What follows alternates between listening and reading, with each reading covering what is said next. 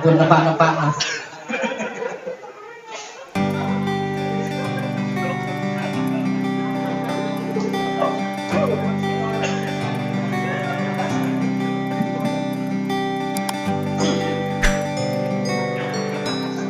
Ya pancen sik Rijal, Dus. Sik Rijal pancen. Biasa. Nggih.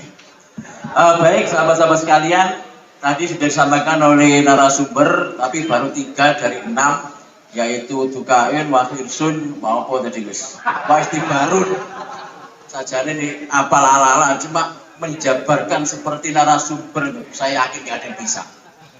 Baik Gus, karena sudah jam 12. Wah, ya ini sih Gus, terus bahas tinggi Gus. Nggak ya ini. Kinarto ini saya pastikan nanti pulang, saya pastikan pintu tidak akan dibukakan oleh sini. Baik Gus, monggo dimulai. Aja nih tinggal jatah loro saya kena lockdown kabeh ini.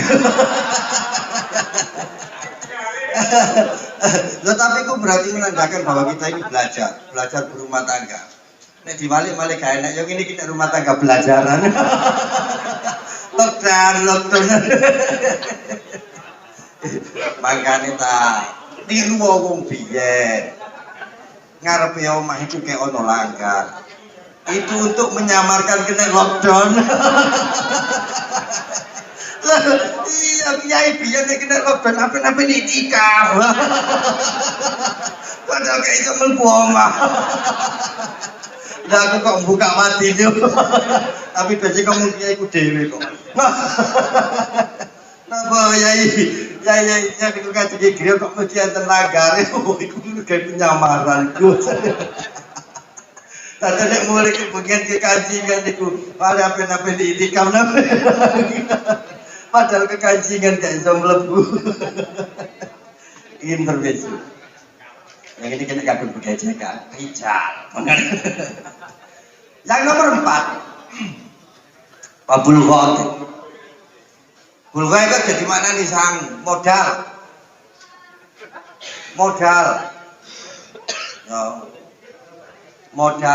orang model. Nek kakean modal gak apa-apa, nek kakean model itu ruwet.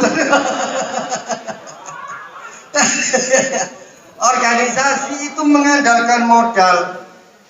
Sampean masuk ke dalam organisasi harus punya modal, input hari ini.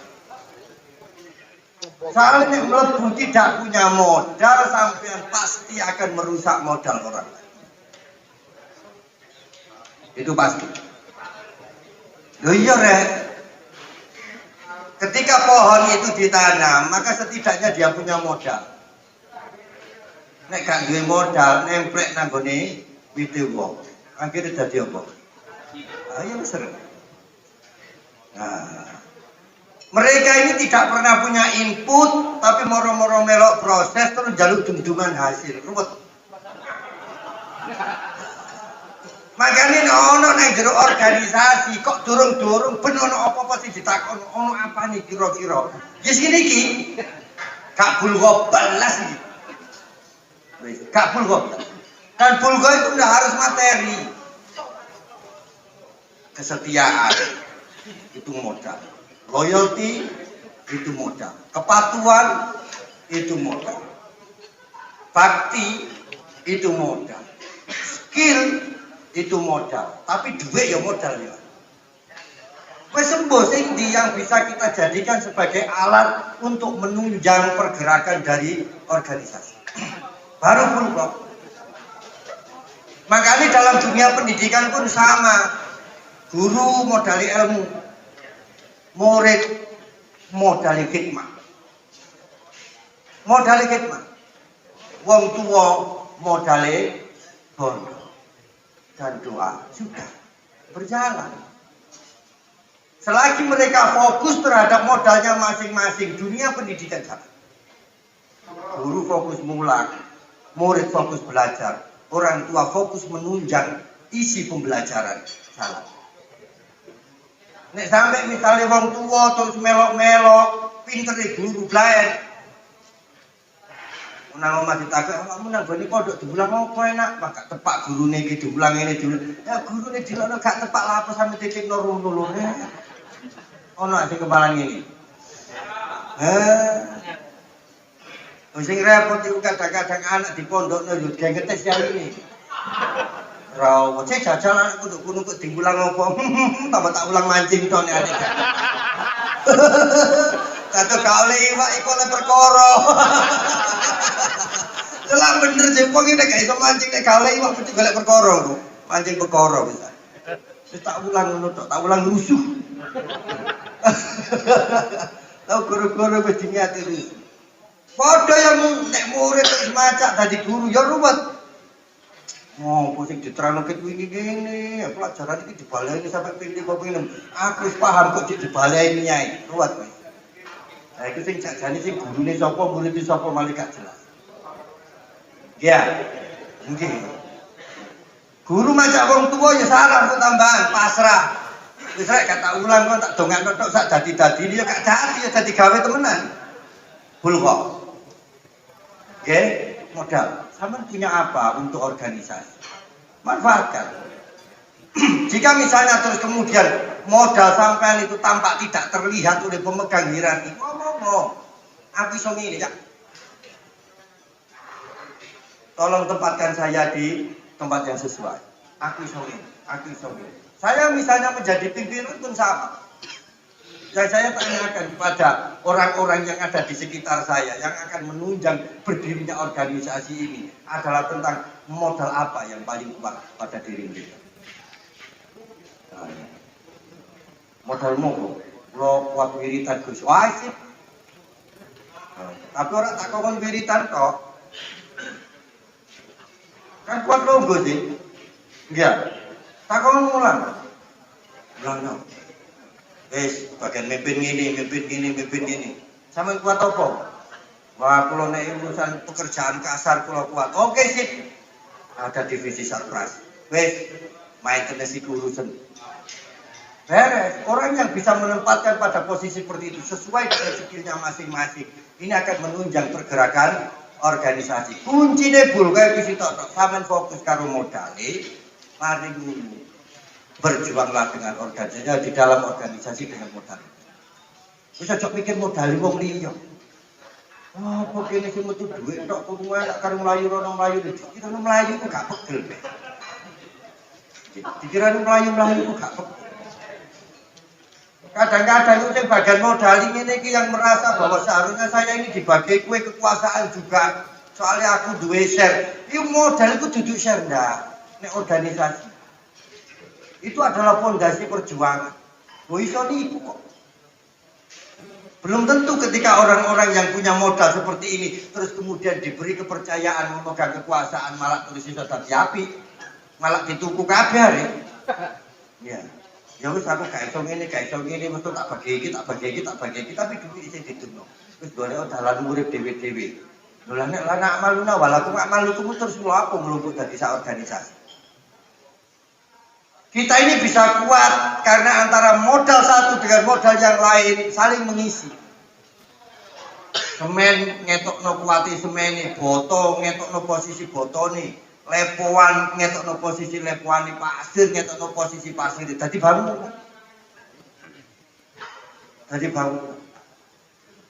Tapi nek terus apa jenenge deplokan boto merasa masa aku nek dadi bagian apa jenenge ngrakit-ngrakit itu ya iso kepengin menggantikan posisinya semen. Ya iso rakit tapi gak sudi. Gak iso sudi. Pasir dimpleng-pleng rumoso terus iso ngenteni posisine boto. Yo gak iso sudi. Nah aku nek dadi sekretaris yo iso ngrepot. Masih aku nek ngono tok dadi ketua yo iso. Yo repot. Sing masalah iku ora kok terus ngono iku iso dadi ketua tagak. Ana sing gelem milih tagak wis iku tok. Nek gak ono itu sadarilah bahwa sampean ini masih perlu sosialisasi yang panjang. Berarti ada yang kurang pada diri kita. Aku merasa aku duwe kemampuan dari ketua kok gak dadi ketua. Ya tak kanan kiri kok gak gelem. Nek sampean merasa bisa menjadi ketua terus kemudian tidak jadi terus kemudian sampean memboikot organisasi berarti sampean tidak belajar sama sekali. Sampai merasa bisa jadi sekretaris, tapi terus kemudian sekretaris diisi oleh orang lain, rumah sana itu tidak tepat sama yang tepat. Itu yang salah bukan pada posisi sekretarisnya, tapi orang yang merasa ingin jadi tapi gak jadi. Oke, oke. Kunci komunikasi itu adalah kultur. Saman kepingin menunjukkan apa yang bisa sampai lakukan di organisasi, tunjukkan modal sampai. Tunjukkan modal sampai. Nanti dari situ akan mengarahkan modal itu kepada posisi yang inginkan, tapi posisi yang tepat bagi sampean. Saya sampean punya apa begini, iso ngene kak, iso ngene kak, iso ngene kak, iso ngene kak. Oh, sampean posisinya adalah donatur. Gak apa-apa. Siapa bilang donatur gak terhormat? Oh, biasa sih lu ngarep-ngarep itu donatur hari. Enggak ya? Itu kadang-kadang ngarepe ketua kok. Jejer di sesepuh. Soalnya kalau donatur ya sesepuh mulai gak nggawa apa-apa. Makanya dhewe ngarep dhewe bae niku nek kaon. Makanya gini ya hormatilah donatur, hormatilah donatur. Ojo becaci ae, kok ora atur kok gini tok jajane blaen. Wong kuno mrene gak nggawa apa-apa ngajaji. Nggih. Nek entek akeh iku ya wis matur nuwun. Wis ngecaci entek akeh blaen. Oh, korek mangane gini tok tapi rong piring. Terusannya napa? Wa irsyadi ustadin. Jangan merasa ketika kita ini sudah memegang posisi di dalam organisasi, maka yang lama itu terbuang botal.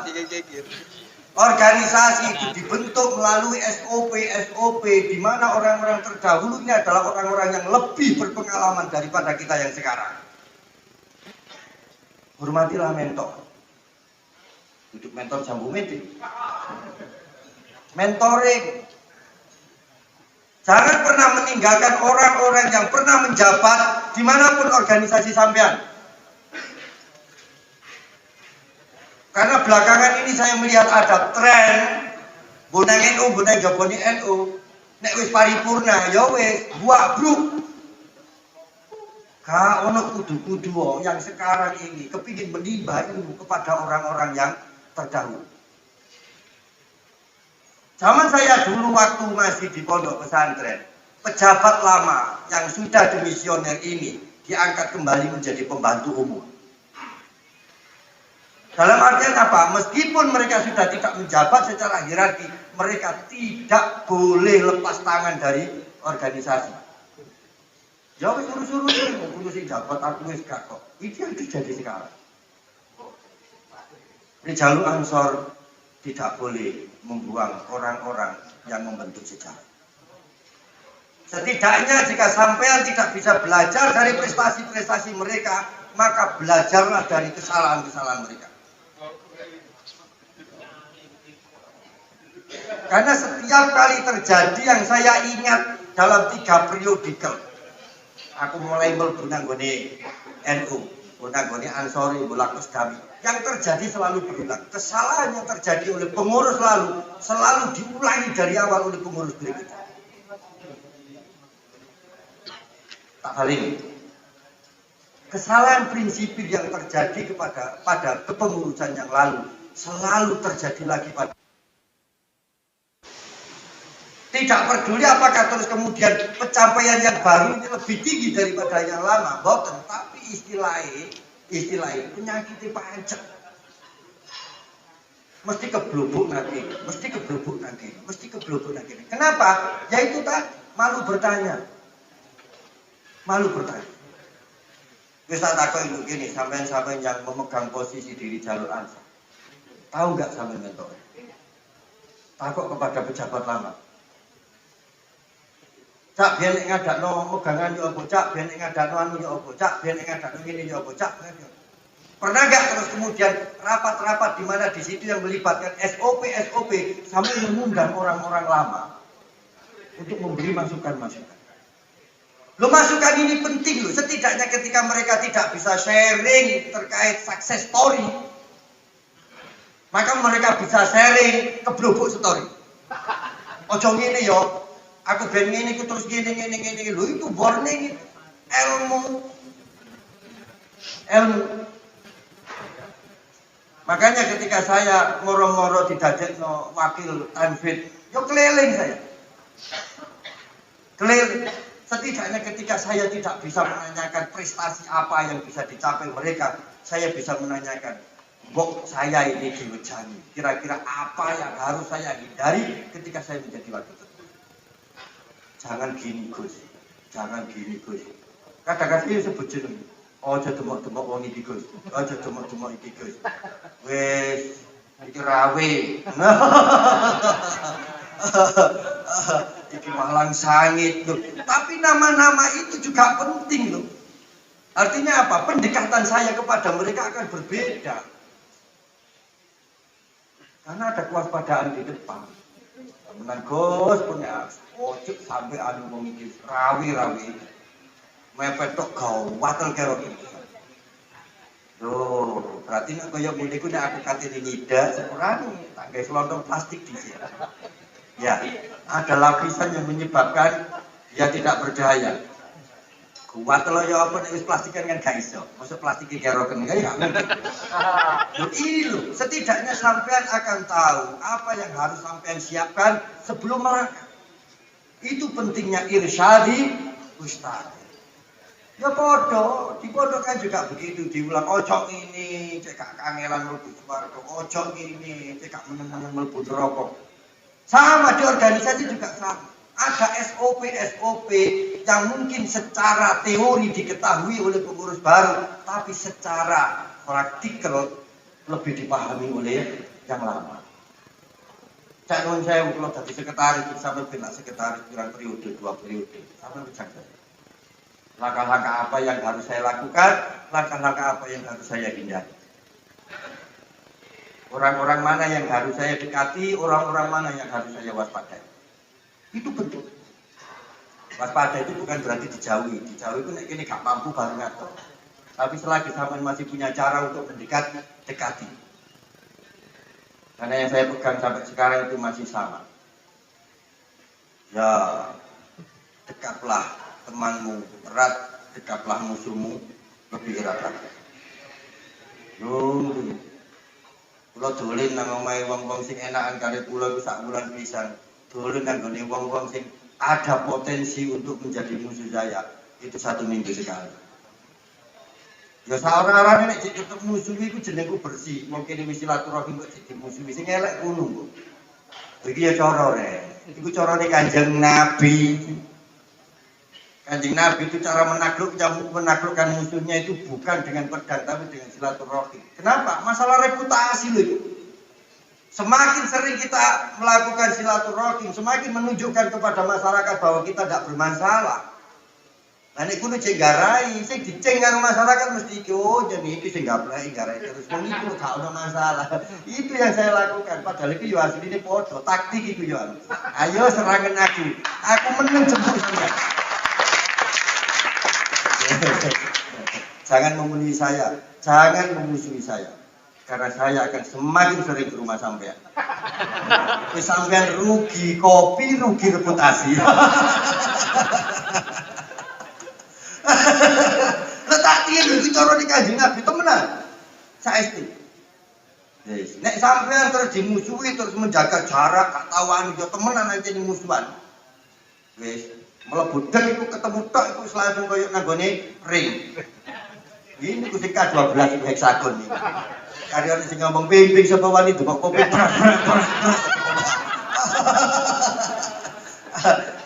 Nek kula kan bot, sapa sing kira-kira harus diwaspadai? A, B, C, D, E, F, G. Oke, langsung ditulis red anjang sana. Mrono. Bingung dia mau musuhi kita. Mungkin diteko kok. Dengan gaya bahasa yang sangat bersahabat sekali. Masuk kadang-kadang ngawiti dia rada geget karena sambutannya itu ndak normatif. Dulu dingin sekali. Aku gak ngono tak guyon. Kapan lagi datang lagi? Kalau kapan pergi balik bapak pun masih deket apa kan balik mana? Balik kopi dah. Ya, lari. Kadang itu sampai 1 minggu saya datang 2 kali. Nek rada ade ya 1 bulan datang 2 kali. Lho nek kene iki terus sing nyambang, kudu kate musuh itu kangelan golek cara. Soalnya itu tadi, wis rugi kopi kok mari ngono rugi reputasi. Gak ngono wis reputasi sing sogo kok cek dimusuhi ae lho. Yang bermasalah situ, aku gak usah lapo-lapo. Sing udah syarat-syarat, tapi bukan saya. Irsyadi wis tadi. Lho lane misale sing musuhi sing lawas yo napa padha itu sana. Paranono. Kunci dari komunikasi itu adalah memulai salam. Ojo menjaga jarak. Sopo sing garek ngene. Iku sing mulai menjaga jarak itu tekniknya partai. Duduk tekniknya NU.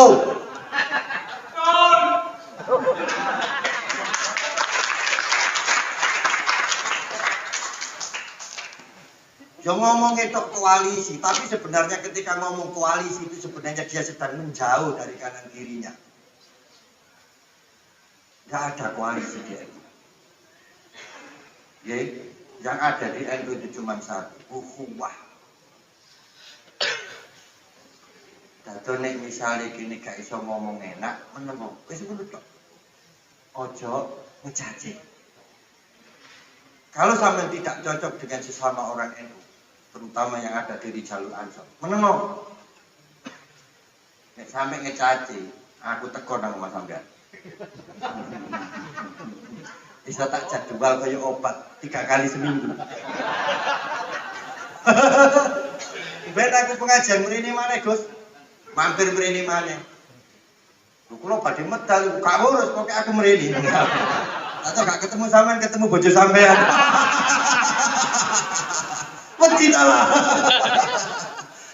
Mungkin ini Gus reputasi mengenaskan dari. Gepon belum mriki ya sudah cair lah. Tak tekoni cak ngopi wis ngomong brek bapak telah masuk sing diomongno orkes tok. Nek senengane ngomong India ya tak jak ngomong India, senengane Inggris ya tak jak ngomong Inggris. Senengane ngomong film ya tak jak ngomong film. Sudah selesai. 3 kali, 4 kali, 5 kali dia pasti menyadari sendiri tidak ada alasan untuk bermusuhan dengan saya. Ngaku bolak-balik jebus. Wis jelas rugi akeh dhewe wis. Loh, ya silaturahmi pertama gak wani jaluk-jaluk. Kedua untuk kopi wis wani request. Ayo Gus. Loh, wis ketiga tambah macam-macam. Blani kok kopi tok ayo mlembung dah.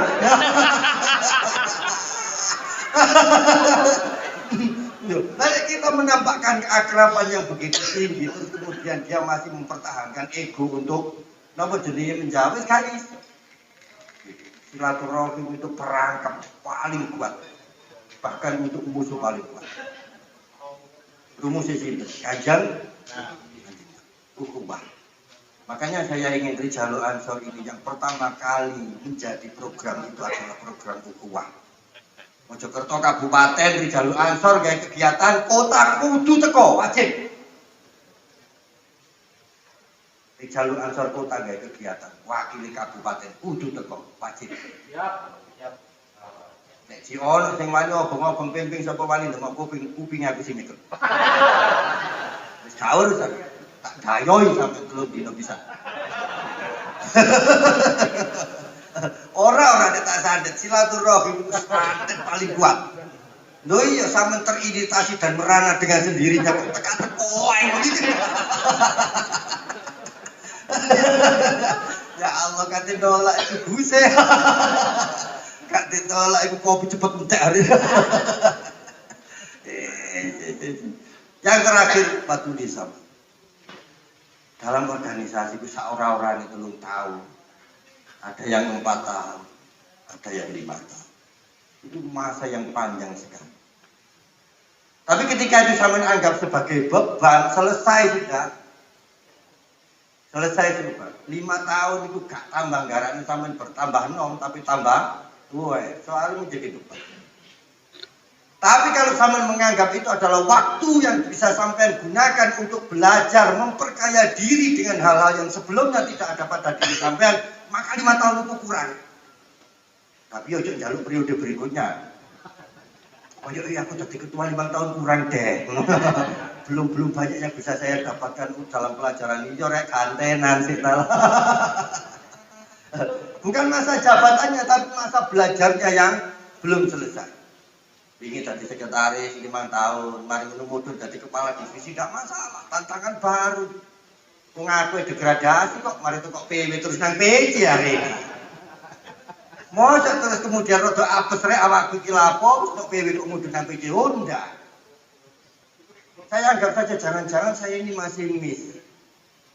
Dikongkon mudun karo bapak ning nggone PJ ini soalnya ada banyak sekali link-link di PJ ini terkait dengan ilmu organisasi yang belum saya dapatkan. Nyatanya benar bapak saya. 3 tahun yang saya lakukan di PJNU ini adalah semuanya hal baru yang tidak pernah saya dapatkan pada waktu saya di PB. Makanya antar diran itu sungguh-sungguh. Ayang-ayang di PAC terus mayang di ranting. Ngerti apa kon? Aku nggak PAC.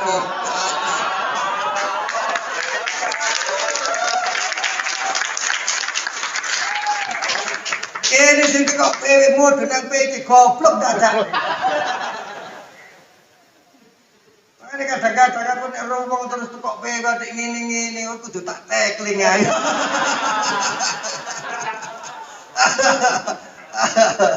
Ayo jajalan. Omah aja ta masih asale ketua nang nggone PW mudun nang nggone PJ lak mutablik. Karo kok ada gaya-gaya. Apa yang dihadapi oleh wilayah yang lebih besar itu tidak seintens ketika berada di wilayah yang lebih kecil. Itu yang saya sadari saat ini. Itulah kenapa masalah yang ada PJ tidak lebih ringan daripada yang ada di PJ. Tidak. Masalah yang ada di PJ tidak lebih berat daripada yang ada di PJ. Dan diturun lepot masalah nanggone MBJ itu tidak lebih ringan daripada yang ada di PJ. Makanya tulis zaman ini sebenarnya adalah kunci supaya apa? Ketika kita masuk ke dalam organisasi, jangan jumawa. Karena setiap posisi yang ada di organisasi itu, buh dari ketuanya, buh dari pengurusnya, buh dari anggotanya, punya sisi sulit dan mudahnya masing-masing. Ketika sampai mencoba untuk menjadi master di situ, ya apa caranya jadi anggota Singapura, ya apa caranya jadi pengurus Singapura, maka sampean akan punya passion. Kenapa? Karena setiap harinya sampean akan punya sesuatu untuk belajar. Tapi nek gak ya wapot kan. Wah kadung nurun, gue sampean bagian di sini, gue sampean yang menjalankan ini. Oke, bismillah. Teman-temannya sebagai semua, bro, baik jalan. Ini pelajaran kafe. Yang pertama dilakukan apa? Tekonan oleh sing tua-tua sih. Bandre ilmu sih. Ini punya program A, B, C, D. Dulu yang sama lakukan apa? Tak lakukan begini. Berhasil enggak? Enggak belas. Oh berarti ini enggak boleh saya ulangi. Ini enggak boleh saya ulangi. Berarti menurut sampean apa yang harus saya lakukan? Karena belajar dari pengalaman saya. Program ini dulu saya jalankan dengan cara A agak berhasil. Saya mencoba dengan cara B. Ilmu. Ada sesuatu yang baru yang sampai lakukan. Mending nemu mana sih ada. Mending nemu mana sih ada. Mending nemu mana sih.